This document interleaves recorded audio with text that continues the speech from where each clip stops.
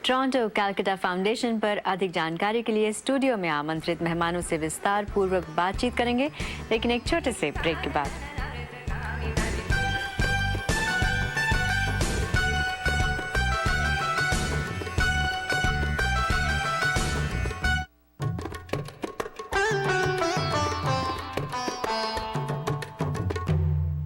कोलकाता शहर, जो कि ब्रिटिश राज में 1911 तक भारत की राजधानी रहा, किसी समय में उद्योग, शिक्षा, विज्ञान, संस्कृति, राजनीति, इन सब का केंद्र माना जाता ये शहर आज की तिथि में भारत से दूर यहाँ पली बड़ी पीढ़ी को कोलकाता के पन्नों से रूबरू करवाती संस्था टोरंटो कैलकाटा फाउंडेशन के सदस्य हमारे साथ स्टूडियो में मौजूद हैं। वाइस प्रेसिडेंट अरुण चक्रवर्ती एवं साथ में हैं Govind Modi. Welcome to the studio.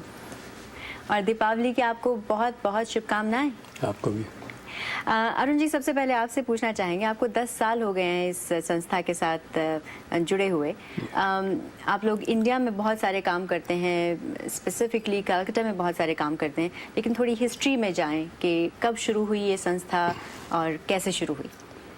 1988 में ये संस्था शुरू हुई थी टोरंटो में कुछ लोग ऐसे थे जो कि कलकत्ते में किसी वक्त रहे होंगे या उनको कुछ हमदर्दी थी, इसलिए उन्होंने ये ऑर्गेनाइजेशन स्टार्ट किया।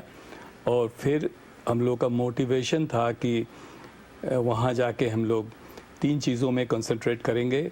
एक तो वहाँ हेल्थ इश्यूज़ को सॉल्व करने की कोशिश करेंगे। दूसरा है बहुत छोटे छोटे बच्चों को पढ़ाने के लिए, जिससे कि उनको बाल शिक्षा मिले। और तीसरा उद्देश्य था कि लोगों को ऐसी ट्रेनिंग दी जाए जिससे कि वो लोग अपने पाँव पे खड़े हो सकें और सेल्फ सफिशिएंट हो सके। इन तीनों चीज़ों में हम लोग कामयाब हुए हैं और हम लोग को 21 साल हो गए हैं और अच्छी तरह से ये चल रहा है कलकत्ते में। अरुण जी, आप कई बार गए हैं भारत और कलकत्ता, और आपने जो नाम लिए संस्था के, वहाँ पे क्या क्या काम किए जाते हैं आप उसके बारे में डिटेल में बात करेंगे विस्तार पूर्वक। लेकिन उससे पहले मैं गोविंद जी से जानना चाहूँगी। गोविंद जी, यहाँ पर जो पली बड़ी पीढ़ी है, जिनके पेरेंट्स माता पिता कलकत्ता से जुड़े हुए अभी भी हैं या कलकत्ता से हैं, तो उनको बंगाली भाषा या कलकत्ता किस तरीके से तरक्की कर रहा है शहर या भारत के बारे में, तो कैसे आप लोग यहाँ पे जो नई जनरेशन है, यूथ है, उसको कैसे इन्वॉल्व करते हैं? हम लोग यहाँ पर जो प्रोग्राम्स करते हैं, जैसे कि टैलेंट शो हुआ या जो वैरायटी शोज होते हैं, उनमें हम लोग यहाँ के जो बच्चे हैं, जो इंडियन पेरेंट्स और उनके जो बच्चे हैं, उन लोगों को ज़्यादा इन्वॉल्व करते हैं। और जैसे कि गाना बजाना हुआ या इवन एमसी का भी जो काम होता है, वो उन्हीं लोगों से करवाते हैं और उनको आगे करते हैं। और जब वो उस प्रोग्राम में आते हैं तो उन्हें ये पता चलता है कि देखो हमारी संस्कृति क्या है और हम लोग क्या कर सकते हैं। सो इस तरह से हम लोग काफ़ी उनको बढ़ावा देते हैं। अक्सर हमारे जहन में आता है ये बात कि जब भी हम स्टूडियो में इनवाइट करते हैं कि जैसे आप लोग कलकत्ता को रिप्रेजेंट करते हैं सोसाइटी में, यहाँ पर बिहार की ऑर्गेनाइजेशन है, गुजरात हुआ या पंजाब हुआ, हिमाचल हुआ, तो ऐसे सब जो अपने स्टेट से यहाँ पर हैं, तो वो लोग अपने लोगों को इकट्ठे करने की कोशिश करते हैं। बट आई एम श्योर कि कोई ना कोई ऐसा मौका ज़रूर साल भर में निकलता होगा जहाँ ये सब प्रांत जो हमारे भारत के यहाँ पे बसे हुए हैं, वो किसी ना किसी अवसर पर, मौके पर आपस में भी मिलते हैं, ताकि वो थोड़ा आदान प्रदान है जो संस्कृति का, बिहार का, पंजाब वालों को पता चले। तो because it's such a big country, no, मुश्किल होता है कि कैसे एक जगह पे, but I hope you all know coordinate something like that कि साल भर में एक बार कभी ऐसे मिले। We always do an annual programme जिसमें कि हम लोग दूसरे प्रोविंस के बच्चों को भी बुलाते हैं, उनके गाने सुनते हैं, नॉर्थ इंडियन, साउथ इंडियन, हर तरह के गाना बजाना वगैरह रहता है, जिससे कि ये ना फील किया जाए कि ये सिर्फ कलकत्ते वालों के लिए है,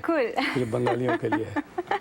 जी, अरुण जी, जानना चाहेंगे कि आप लोग कलकत्ता में अपने यहाँ पे जब फंड रेज करते हैं, साल भर का जो भी एनुअल इवेंट्स करते हैं, तो सारी धनराशि 100% आपके कलकत्ता में जो आपका स्कूल है उसको जाती है, बच्चों की इमदाद के लिए जाती है। तो थोड़े वहाँ पे जो प्रोग्राम्स चलते हैं उसके बारे में बताएं। यहाँ जो हम लोग जो फंड रेज करते हैं, बेसिकली हम लोगों को पर्सनल डोनेशंस मिलते हैं, कुछ कॉर्पोरेट डोनेशन भी है, और हम लोग करीबन $30,000 हर साल भेजते हैं यहाँ से, basically based on the donations money. और उसी पैसे से हम लोगों ने वहाँ स्टाफ मेंटेन करना, और कुछ डॉक्टर्स को रखना जो कि जिनको हम लोग ऑनोरियम देते हैं, वो लोग भी बहुत ही कठिनाइयाँ भोग कर वो लोग हमारा काम करते हैं क्योंकि they are very socially oriented. तो वहाँ हम लोग का सारा पैसा जो है उसी में लग जाता है। हम लोग का ओवरहेड बहुत ही कम है क्योंकि कोई भी हम लोग डायरेक्टर्स जितने हैं यहाँ या कलकत्ते में, nobody is paid, they are all volunteers. तो इसलिए compare to other organisation 90% of our money goes to the recipients. इतना आप धनराशि इकट्ठी करते हैं और इतना जो चाह है कि वहाँ पर लोगों का भला हो, वहाँ पे बच्चों का भला हो बैक होम। लेकिन जैसे स्टूडियो के बात कर रहे थे हम लोग कि कलकत्ता का नाम हम कोलकाता नहीं कर पाए इतने सालों में, क्योंकि आपने कहा कि गीतिका भारत में अड़चने बहुत हैसल हो जाएगा। तो ऐसा कुछ लगता है जब आप जाते हैं वहाँ पे, पंचायत के सदस्यों के साथ बात करते हैं, कोई ना कोई अड़चन जो आपको लगती हो कि जैसे इतने उत्साह के साथ आप वहाँ पे जाते हैं, तो दिक्कतें वहाँ पे किसी तरीके की आती हैं आप लोगों को? दिक्कतें तो ज़रूर आती हैं क्योंकि जब कोई भी नया आइडिया कहीं भी ले जाते हैं तो वहाँ शुरू में उसका अगेंस्ट लोग आते हैं। जैसे कि हम लोगों ने वहाँ एड्स का अवेयरनेस कैंपेन किया, तो शुरू में वहाँ के लोगों ने काफ़ी झमेला किया, लेकिन फिर उन लोगों को समझाया गया कि ये आपके भलाई के लिए हो रहा है। और फिर उनके जो पंचायत के प्रधान हैं उनके साथ हम लोग मीटिंग करते हैं।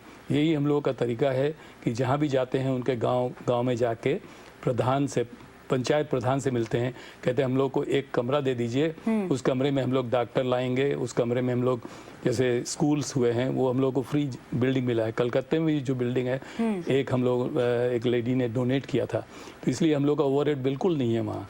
तो यहाँ जाते हैं, वहाँ हम लोग कुछ कुर्सी टेबल वगैरह खरीद के और रंग वंग करके वहीं हमारे डॉक्टर हर रोज़ हमारे एक डॉक्टर और 2 नर्सेज जाती हैं। हम लोग के वहाँ 8 डॉक्टर्स हैं, mostly GP, gynaecologist, skin specialist, हर तरह के डॉक्टर हैं।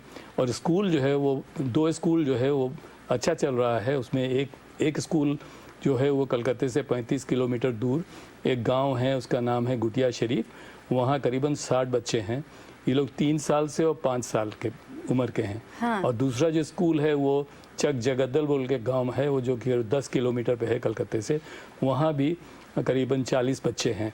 उनके स्कूल यूनिफॉर्म, उनका खाना, टिफ़िन, ये सब हम लोग बंदोबस्त करते हैं। बहुत बढ़िया अरुण जी, बहुत बढ़िया काम कर रहे हैं आप लोगों को। इस काम के लिए हमारी तरफ से बधाई हो। और वेबसाइट स्क्रीन पर आ चुकी है, किसी को अगर पैसे डोनेट करने हो या कोई अपनी सेवा देना चाहता हो वहाँ पर, तो आप लोगों से कांटेक्ट कर सकते हैं, right? Thanks for being with us in the studio. धन्यवाद।